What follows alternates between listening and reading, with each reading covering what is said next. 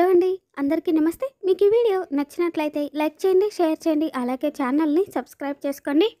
గగను భూమికి క్షమాపణలు చెప్పి శారదా పూర్ణిని తీసుకొని అక్కడి నుండి వెళ్ళిపోగానే ఇక శరత్చంద్ర అయితే కృష్ణప్రసాద్ దత్తతకు కావాల్సిన ఏర్పాట్లు చూడు అని చెప్పేసి అక్కడి నుండి వెళ్ళిపోతాడు. తర్వాతేమో అపూర్వ ఇక కోపంగా శరత్చంద్ర భూమిని దత్తత తీసుకుంటాను అన్న విషయం గురించి ఆలోచిస్తూ ఉంటుంది. అమ్మాయి ఆరాటపడ్డ పెళ్లి కొడుకు పెరంటాల వెనక పడ్డాడు అని చెప్పి ఒక సామెత ఉందలే అని చెప్పేసి గోరింటాకు సుజాత అంటూ ఉంటే, ఇప్పుడు ఎందుకు ఆ విషయం గుర్తొచ్చింది పిన్ని అని చెప్పేసి అపూర్వ అడుగుతూ ఉంటే, అలా అంటావేంటమ్మాయి, ఆ గగన్ గాడు భూమిని పెళ్లి చేసుకోవాలి అని చెప్పి ఆరాటంగా వచ్చాడు. కానీ అల్లుడు గారు మాత్రం పేరెంటంగా భూమిని దత్తత తీసుకుంటాను అని చెప్పి శపథం చేశాడు. దత్తత తీసుకోవడం అంటే భూమి నిజంగానే సొంత కూతురు అయిపోయినట్టే అమ్మాయి. నిజంగానే సొంత కూతురు అయిపోతుంది. మరి బొక్కపడేది నీకే కదా అమ్మాయి అని చెప్పేసి గోరింటాకు సుజాత అంటూ ఉంటే, అవును పిన్ని ఆపాలి, ఈ దత్తతని ఎలాగైనా ఆపాలి అని చెప్పి అపూర్వ అంటూ ఉంటుంది. తర్వాత ఏమో ఇక భూమి అయితే తన గదిలో కూర్చొని తను గగన్ని అన్న మాటల్ని గుర్తు చేసుకోవడం. ఇక గగన్ అయితే నన్ను క్షమించు భూమి, నేనే నిన్ను తప్పుగా అర్థం చేసుకున్నాను అని చెప్పి భూమికి క్షమాపణలు చెప్పిన విషయాన్ని గుర్తు చేసుకొని ఇక భూమి అయితే ఎంతగానో కుమిలిపోతూ ఏడుస్తూ ఉంటుంది. తర్వాతేమో ఇక అపూర్వ నక్షత్ర దగ్గరికి రాగానే, వచ్చాడా నా కోసం నా గగన్ బావ వచ్చాడా, నా దగ్గరికి వస్తున్నాడా అని చెప్పేసి నక్షత్ర అడుగుతూ ఉంటే, ఆపవే ఫస్ట్ నేను చెప్పేది విను అని చెప్పేసి అపూర్వ అంటూ ఉంటే, నేను ఎవరి మాట వినను, నా బావ దగ్గరికి నేను వెళ్ళిపోతాను అని చెప్పేసి ఇక నక్షత్ర అయితే అపూర్వం తోసుకొని వెళ్ళిపోతూ ఉంటే, ఇక అపూర్వ అయితే ఏయ్ ఆవకవే పిచ్చి దానిలాగా చేస్తున్నావు, ముందు చెప్పింది విను, వాడు నీ కోసం నీ ప్రేమ కోసం రాలేదు, వాడు ప్రేమించింది భూమిని తీసుకెళ్లడానికే వచ్చాడు అని చెప్పేసి అపూర్వ చెప్పగానే, అబద్ధం, నువ్వు చెప్పేది అబద్ధం మమ్మీ, నేను నమ్మను అని చెప్పేసి నక్షత్ర చెప్పగానే, ఇదే నిజం, వాడు నీకోసం వచ్చేలా ఉనింటే ఈ పాటికి మీ డాడీ నిన్ను వాడిని ఇద్దరిని కలిపి చంపేసిండేవాడు.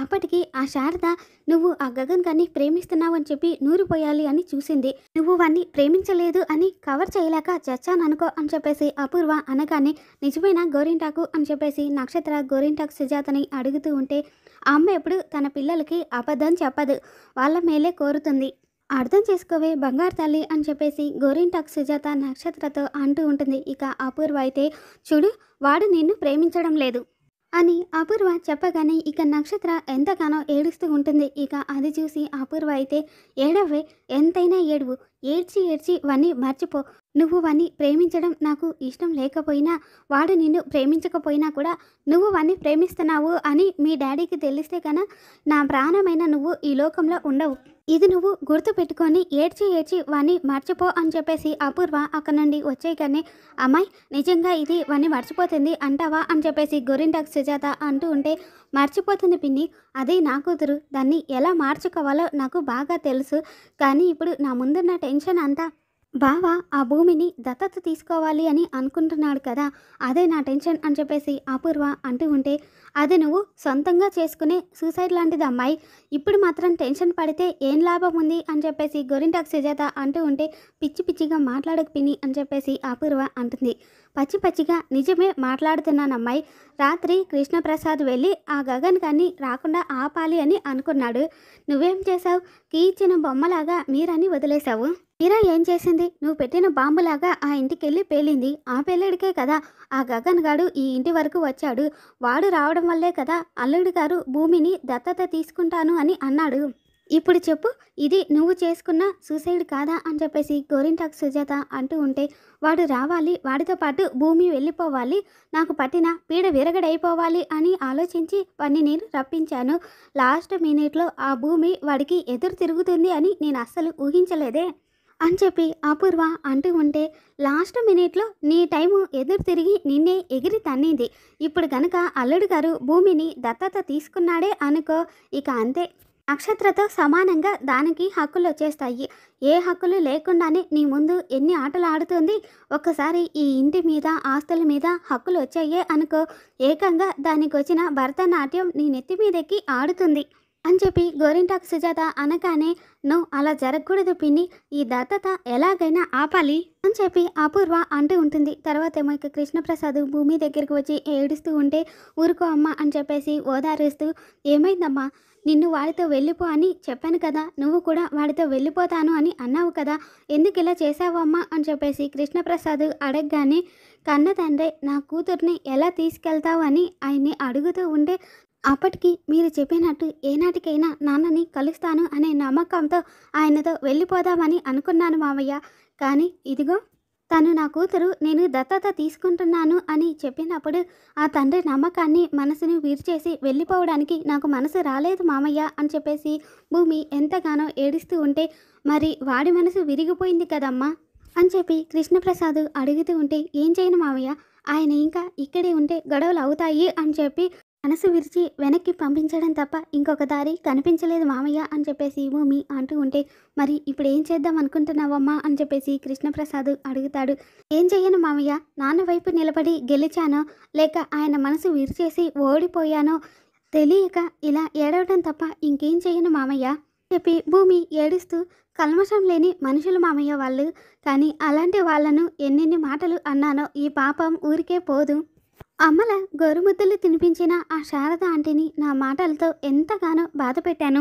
ఆయన ప్రేమ గగనం, ఆయన పేరులో సగం కూడా తిరిగి వెళ్ళలేని నేను నా మాటలతో చంపేశాను మామయ్య. ఆయన నువ్వు నన్ను ప్రేమించలేదు అని నా కళ్ళల్లోకి సూటిగా చూసి అడిగిన ఆ క్షణం నా గుండె ఆగిపోయింది మామయ్య అని చెప్పేసి ఇక భూమి అయితే ఎంతగానో ఏడుస్తూ ఉంటుంది. భూమి, నువ్వు అవన్నీ అనకూడని మాటలే అన్నావు, కానీ నీ పరిస్థితి నాకు అర్థమైందమ్మా, కానీ నిన్ను ఇప్పుడు ఎలా ఓదార్చాలో కూడా నాకు అర్థం కావడం లేదమ్మా అని చెప్పి ఇక కృష్ణప్రసాద్ అంటూ ఉంటాడు. తర్వాత ఏమో ఇక పూర్ణి అయితే, భూమి కూడా మామూలు మనిషి అని నిరూపించుకుందమ్మా, వాళ్ళను వెతుక్కుంటూ మొదటగా మన ఇంటికి వచ్చింది, ఆ తర్వాత ఏమో ఇక ఆ ఇంటికి వెళ్ళింది. ఎందుకంటే వాళ్ళకున్నంత ఆస్తి మనకు లేదు కదా, అందుకే ఆ ఇంట్లోనే ఉండిపోయింది. ఎన్నిసార్లు మనం రమ్మన్నా కూడా ఏదో ఒక వంక చెప్పి ఆ ఇంట్లోనే ఉండిపోయింది. చివరికి తన కన్న వాళ్ళ ఆచూకీ ఆ ఇంట్లో వాళ్ళకి తెలుసు అని చెప్పేసి అతి పెద్ద అబద్ధం ఆడి ఎంతో తేలిగ్గా ఆ ఇంట్లో ఉండిపోయింది. ఈరోజు ఆయన దత్తత తీసుకుంటున్నాడు అని చెప్పగానే పరాయి వాళ్ళం కాదు, పరిచయం లేని వాళ్ళము అయిపోయాం. ఆయన దత్తత తీసుకున్నంత మాత్రాన తండ్రి అయిపోతాడా? ఆయన కోసం అన్నయ్యని కాదంటుందా? అసలు అన్నయ్యకి ఏం తక్కువని చూస్తూ ఉండమ్మా. భూమి ఏదో ఒక రోజు రోడ్డు మీద పడుతుంది, అప్పుడు చివరికి మనమే దిక్కవుతాం అని చెప్పేసి పూర్ణి అంటూ ఉంటే ఇక ఈ మాటలన్నీ విన్న గగన్ అయితే పూరి అని చెప్పేసి పూరి దగ్గరికి వచ్చి తప్పు అని చెప్పేసి అంటూ ఉంటే, అది కాదన్నయ్య అని చెప్పేసి పూరి అనబోతూ ఉంటే, ఆవేశంలో అనే మాట అనర్థాలకు దారి తీస్తుందమ్మా, చెప్పేది విను. మనది కాదు అనుకున్నప్పుడు మనకొచ్చే ఉక్రోషం ఉంటుంది, అదే మన క్యారెక్టర్ని డిసైడ్ చేస్తుందమ్మా. మొన్నటి వరకు బాగుండాలి అనుకున్న భూమిని ఈరోజు రోడ్డు మీద పడిపోవాలి అని అంటున్నావే, అది కరెక్టేనా? తప్పుగా నోరు జారినప్పుడు తప్పు అని ఒప్పుకోవాలి, సే సారీ అని చెప్పేసి ఇక గగను పూర్ణితో అనగానే ఇక పూర్ణి అయితే, సారీ చెప్పాలా? ఎవరికన్నయ్యా? ఎందుకు? నిన్ను కాదు అనుకున్న ఆ భూమిక, ఇంకా ఆ భూమిని సపోర్ట్ చేస్తున్న నీకా అని చెప్పి పూర్ణి ఏడుస్తూ ఉంటే, పూరి, నీకు నా మీదున్న ప్రేమ అర్థమవుతుంది, కానీ తప్పుగా మాట్లాడినప్పుడు ఎవరికో కాదు మనమే సారీ చెప్పుకోవాలి, అదే మన క్యారెక్టర్ని డిసైడ్ చేస్తుంది. ఇప్పుడు ఎవరో ఒక ఫ్రెండ్ నీ దగ్గరకు వచ్చి నీకు ఐ లవ్ యూ చెప్పాడే అనుకో, నువ్వు యాక్సెప్ట్ చేస్తావా అని చెప్పేసి పూరిని అడుగుతూ ఉంటే, ఏమో నాకు తెలీదు అని చెప్పేసి పూర్ణి అంటుంది. ఫ్రెండ్గా ఆ అబ్బాయి అంటే నీకు ఇష్టమే ఉండొచ్చు, కానీ పెళ్లి చేసుకునేంత ఇష్టం ఉండకపోవచ్చు, కానీ నువ్వు ఆ అబ్బాయి లవ్ని యాక్సెప్ట్ చేస్తావా అని చెప్పేసి గగను పూర్ణిని అడగగానే, లేదు నేను యాక్సెప్ట్ చేయను అని చెప్పేసి పూర్ణి అంటుంది. ఈరోజు భూమి చేసింది కూడా అదే అమ్మా. తనంటే ఇష్టం ఉంది అని చెప్పే హక్కు నాకెలా ఉందో, ఇష్టం లేదు అని చెప్పే హక్కు తనకు కూడా అలానే ఉంది.